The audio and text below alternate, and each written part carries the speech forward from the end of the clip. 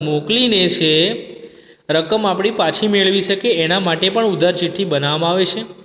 જ્યારે વેપારી પાસેથી આપણને વટાવ મળે છે અથવા તો વળતર સ્વરૂપે કોઈ રકમ આપે તો એના માટે પણ આપણે ઉધાર ચિઠ્ઠી લખીએ છીએ।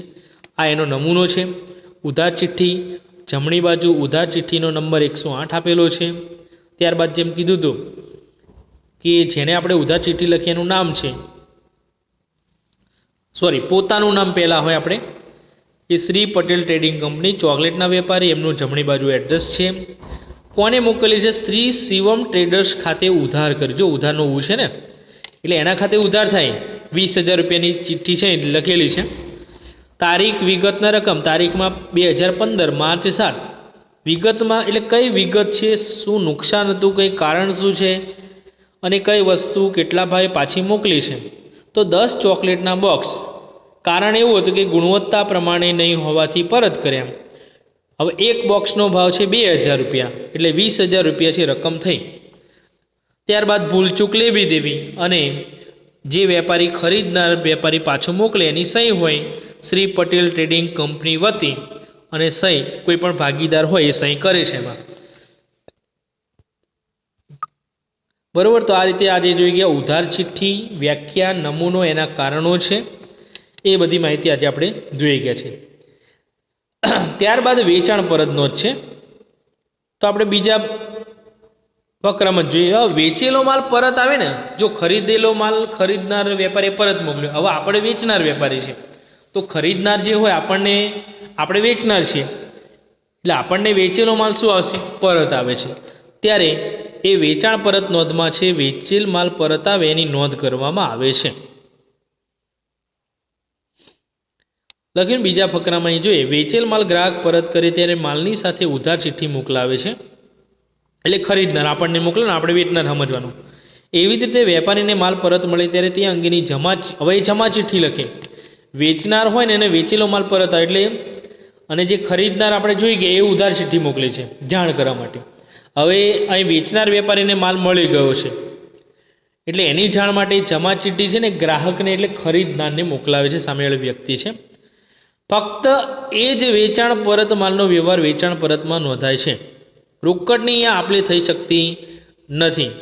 વેચાણ પરત નોંધમાં પણ બે પ્રકાર છે, સાદી વેચાણ પરત નોંધ અને ખાનાવાળી છે।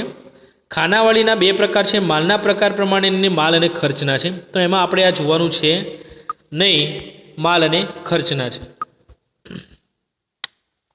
જેમ વેચાણ નોંધનો નમૂનો તો એ જ રીતે છે, માલના ખાનાવાળી હોય કે સાદી વેચાણ નોંધ। ફક્ત તમારે અહીંયા સાદી વેચાણ નોંધમાં બદલાવ છે। ત્રીજું ખાનું અહીંયા જમા ચિઠ્ઠી નંબર આવશે, ત્યાં જાવક ભરતિયા નંબર આવતું હતું, અને ખાનાવાળી જે વેચાણ નોંધ હતું એમાં પણ ત્રીજું જ ખાનું બદલાય છે। અહીંયા જાવક ભરતિયા નંબરની જગ્યાએ જમા ચિઠ્ઠી નંબર, અને જે માલ સામાન આપ્યો હોય એ અહીંયા વિગતવાર લખવાનું થશે। વિગત એની એ છે તારીખ, ગ્રાહકનું નામ, જમા ચિઠ્ઠી નંબર, ખાપા નંબર અને રકમ રૂપિયા છે। બરોબર છે।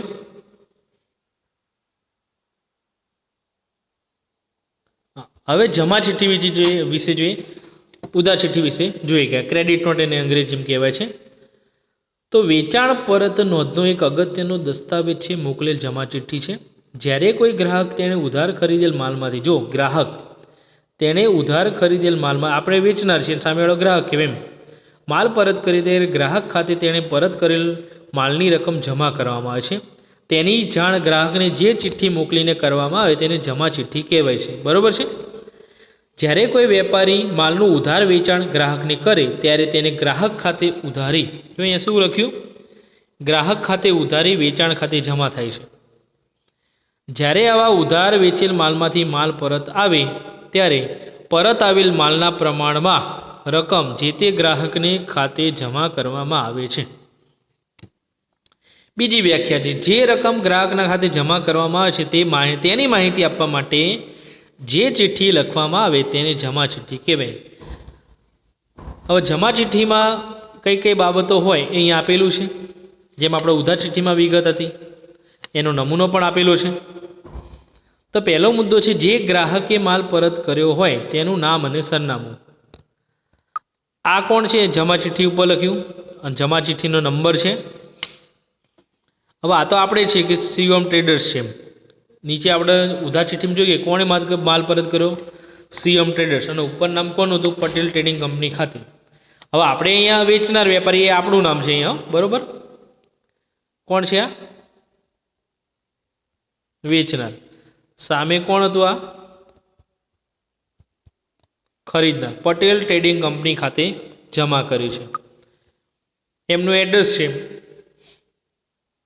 પછી તારીખમાં જે તારીખ હતી એની એ જ લખી જ્યાં અમે, અને જે 20,000 રૂપિયા હતા એ જ લખ્યું, પણ એ વિગત અહીંયા બદલાઈ ગઈ. અને વિગતમાં જોઈએ 10 ચોકલેટના બોક્સ દીઠ 2,000 રૂપિયાના ભાવે આજરોજ પરત મળ્યા છે.